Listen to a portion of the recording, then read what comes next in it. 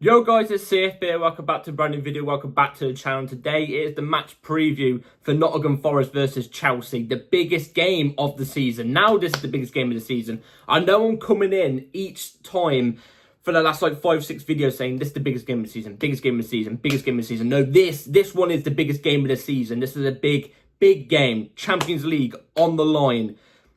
Ideally, it's between Nottingham Forest and Chelsea. Whoever wins this game goes into the Champions League. So this is a huge astronomical game on the last Premier League game of the season as well. It's game week 38 of the Premier League season 2024-25. It's the last game. Let's hope Chelsea come away with the victory and get that Champions League football because we absolutely need it. Anyway, before we do get into the match preview, please like, subscribe, hit the bell notification so notified every time I upload a video. Also, first link in the description is my streaming channel, my second channel. Videos will be coming out on that very soon, so be ready for that. They'll be down in the description down below. Without further ado, let's jump straight into the video because it's a big video. It's a big video. I've got a couple things I want to touch on real quick. One of them is I do apologise for the uploads as of late. Obviously, if you didn't know already, I have started a job recently in the last 3 weeks. I've been there for 3 weeks now. I do night shifts for 3 days, 3 nights. So, you know, I'm still getting used to everything in terms of that. So sometimes my uploads can be a little bit lackluster. So I do want to quickly hold my hands up and apologise. Don't shoot me. Also as well, if you I'll admit this year so far, 2025, I have slacked on the uploads. I've been slacking. I'm just saying this, prepare for next season and the videos coming up after this, because this channel is going to have a massive upgrade. We're going to go up that extra level. You know me, we're going up that extra level. All I'm saying is, new job, good money, Chelsea games, match vlogs. Ooh, don't come at me. Who knows? Who knows? That's what I'm saying. Maybe a couple of collaborations down there with some bigger YouTubers, maybe. That's what I'm saying. Also, the thing I want to quickly talk about on here as well was that Tottenham winning the Europa League. I can't believe some of our fan base were on Twitter saying, "Oh yeah, I'm happy Tottenham won the Europa League." Oh yeah.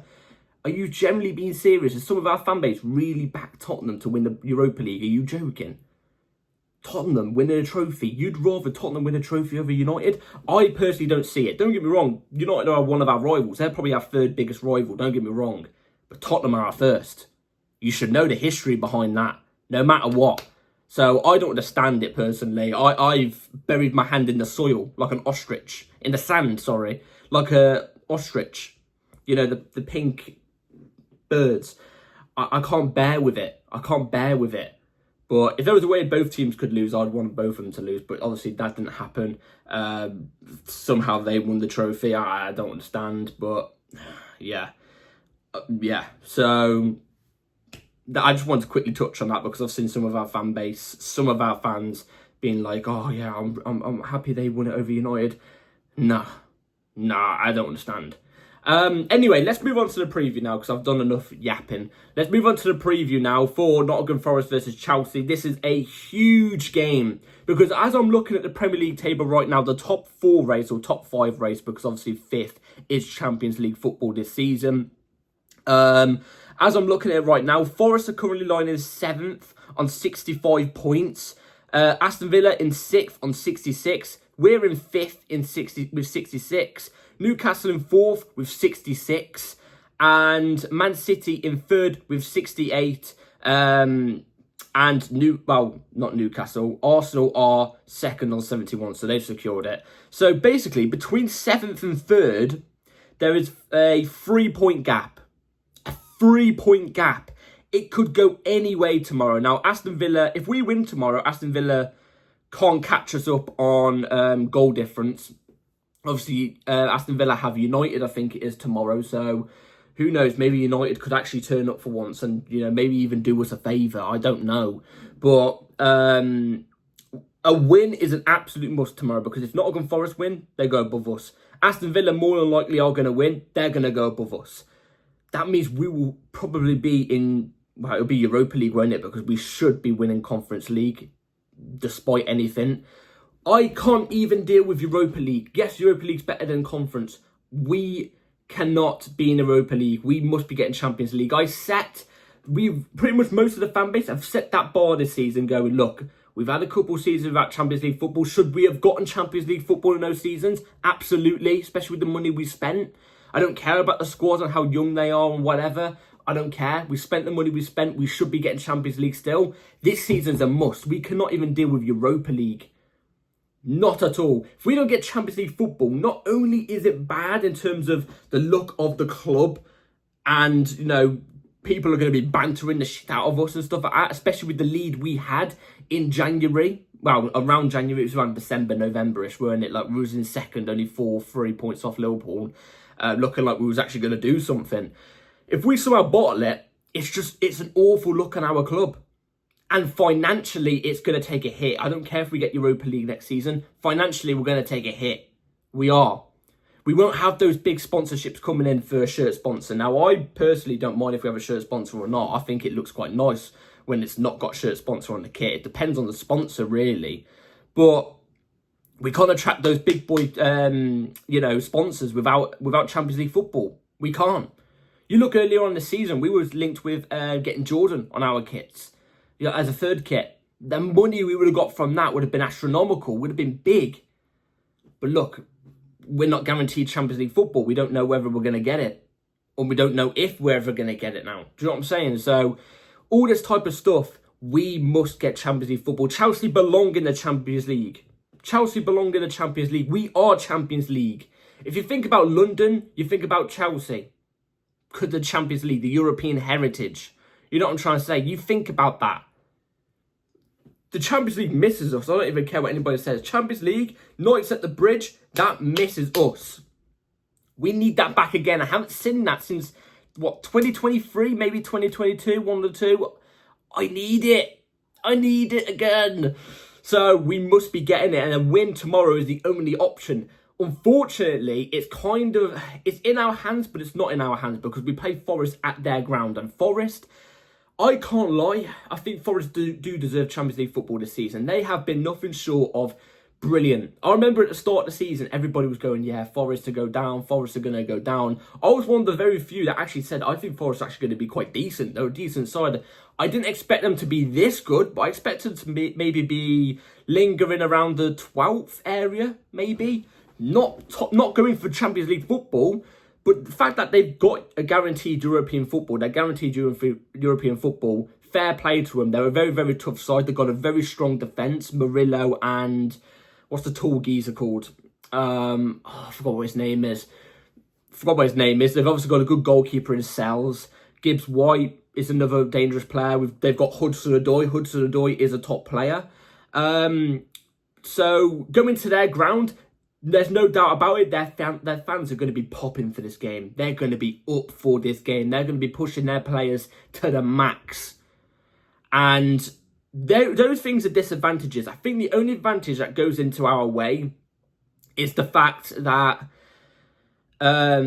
Forest have been on a bit of a downslope over the past couple of weeks. And it's been going on for a little bit now. I think it's maybe the past, I'm not too sure, maybe 6 games or something. They've been on a bit of a downslope. Like, they've not had many wins in quite a while, to be fair. So they're off form. They're off form. Now, like I said, that should go in our advantage. That should go in our favour. You know, there's a lot of pressure on their players to deliver Champions League football as well. Same with ours, in all fairness. And you know what our players are usually like when it turns into this. We saw it against Newcastle at their ground. But yeah, anyway,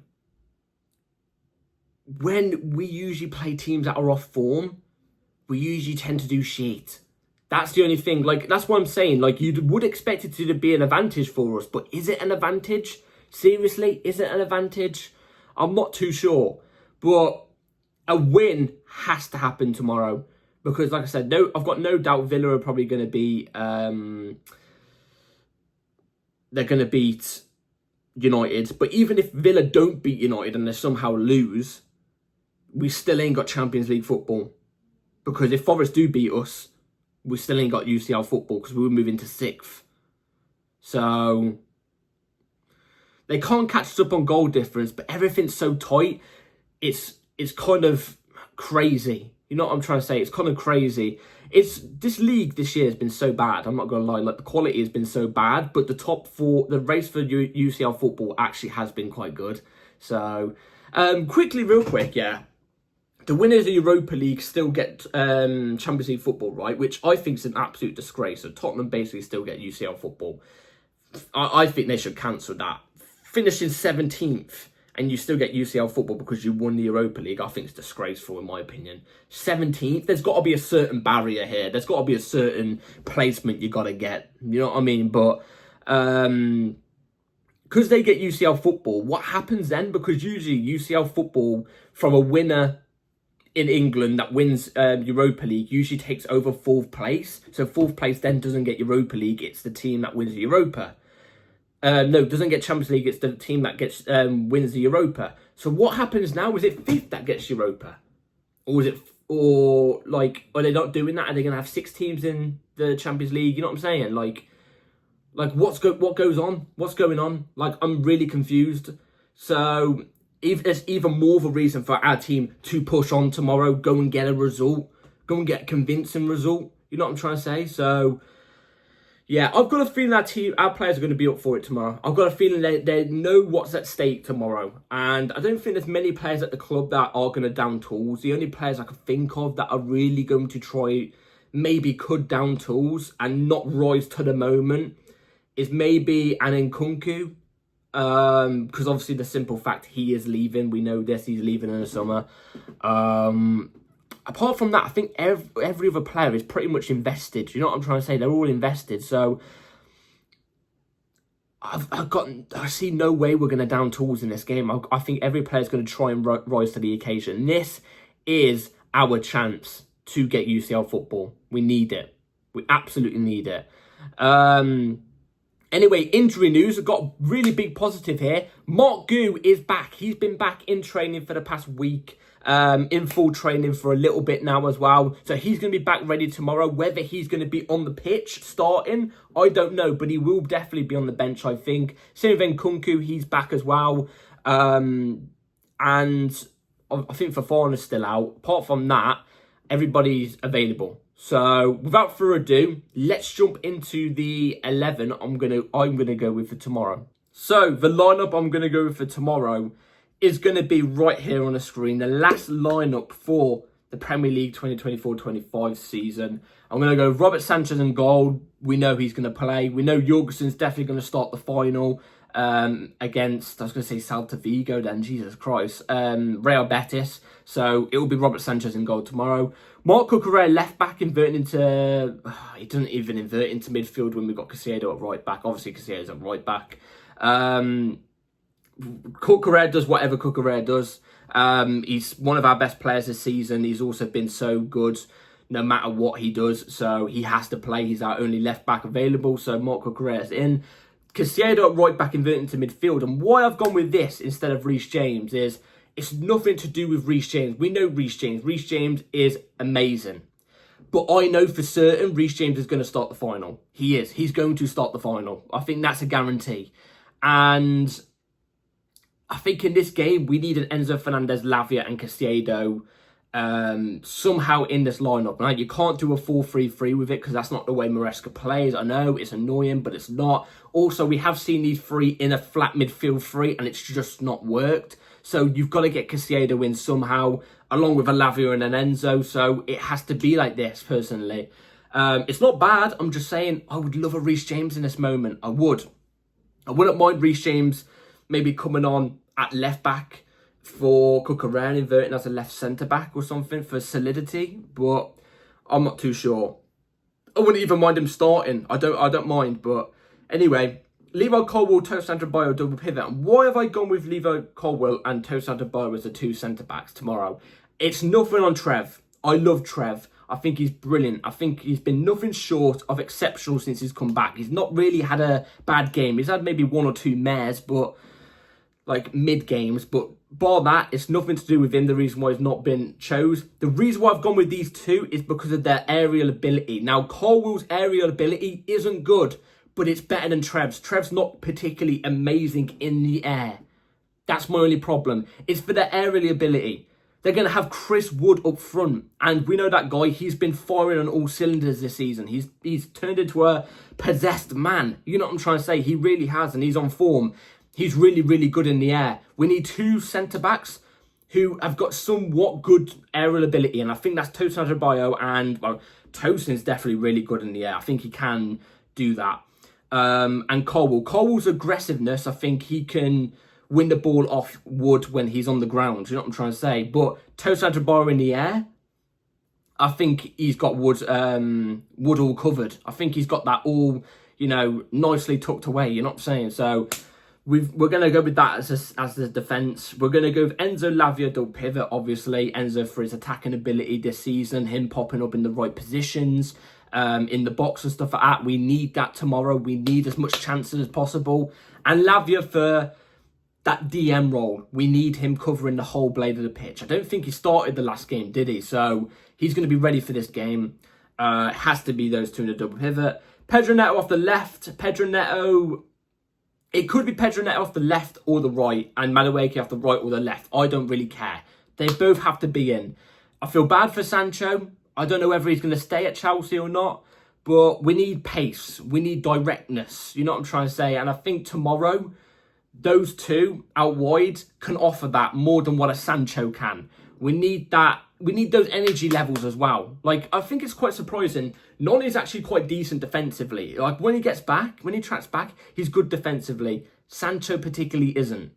Neto's got the energy levels to be defensively solid and get back and help the team. So we need that as well. Them two, I would definitely choose out wide tomorrow without a shadow of a doubt. I also think them two are more likely to get goals tomorrow than what a Sancho would be, especially for their pace and, getting past a defender. You know what I'm trying to say? So them two out wide. Palmer in the 10, obviously. Don't really have to speak about it. Palmer has to play tomorrow. He's going to come alive tomorrow. I think he's going to be creating a lot of chances. It's whether our team scores off those chances. You know what I'm trying to say? The amount of chances Cole Palmer's created in the second half of the season, but he's not got any benefits off it, is ridiculous. Honestly, some people have been looking at Palmer in the second half of the season going, oh, he's flopped. Oh, he's not doing well now. Oh, he's turned back to City Palmer and stuff like that. He's not the same. BS. Don't get me wrong, he's had some bad games since the second half of the season. He has, for the first ever time in his Chelsea career. But there's been some games where he's not got any awards off of his hard work that he's done and his chances he's created. So, can our players finish off his chances tomorrow? They better. And then Mark, who I've gone up front, screw it. It's last game of the season. At least he's a number 9. I know he's not the full package of a number 9. And I know he's not quite Jackson's quality at the moment as a number 9.